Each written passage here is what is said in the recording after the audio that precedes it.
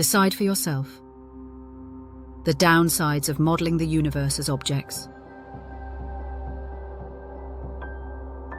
What if the very way we see the world was quietly misleading us? Most of us move through life convinced that the universe is made up of things, autonomous, enduring, independent objects.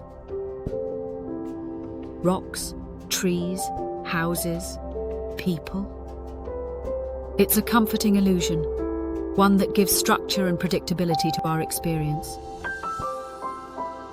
But behind that comfort lies a subtle distortion, one that carries real psychological, philosophical, and even ethical consequences.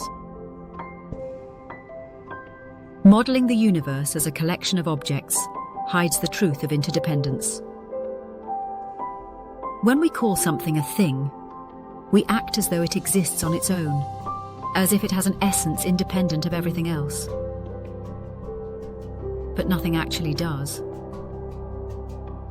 Every so-called object is stitched together from conditions. The tree depends on sunlight, soil, water, carbon dioxide, and time. The human being depends on breath, food, community, and thought. By labeling the tree or the person as a distinct object, we erase their dependence on everything that makes them possible. The world of objects, in this sense, is a world of forgetfulness, forgetting that no entity stands alone. This forgetfulness feeds the illusion of separateness. Once we see the world as made up of distinct parts, we inevitably position ourselves as one of those parts, an observer surrounded by observed things.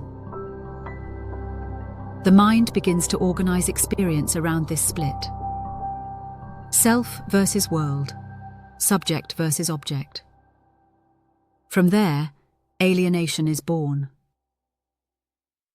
The more firmly we believe in discrete objects, the more isolated the perceiver becomes, trapped behind its own eyes. What began as a practical framework for navigating the world becomes the psychological foundation for loneliness. And then comes the confusion about permanence. When we treat something as an object, we imply that it endures, that it can be possessed, protected, or lost. But all things, in truth, are transient. The language of objects freezes what is flowing. The body you inhabit, the chair beneath you, even the thought crossing your mind, all are passing configurations. To see them as solid things is to deny impermanence, and with it, to invite suffering. We grieve what we lose precisely because we imagined it was ours to keep. The ethical consequences are no less significant. Modeling the world as a collection of separate objects makes it easy to objectify, to turn relationships into resources. Forests become lumber, animals become units of production, and people become means to an end. The notion of autonomous objects enables control, possession, and exploitation, precisely because it strips the world of its living interconnection. Once an entity is seen as self-contained, it can be owned or destroyed without apparent consequence. Even in intellectual life, this worldview narrows understanding. It encourages analysis over awareness, reduction over relation. Science, philosophy, and even spirituality can become obsessed with categorizing things instead of observing all that connects them. Knowledge fractures into disciplines, and understanding fractures with it. So while the object-oriented view has its uses, it builds bridges, counts atoms, and names stars. It also builds walls. It disguises the mutual dependency of all existence behind a facade of solidity and control.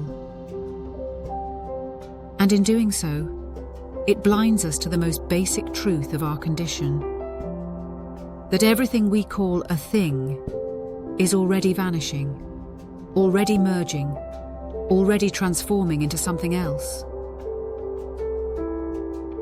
To see the universe as objects, then, is not just to simplify it, it is to flatten it.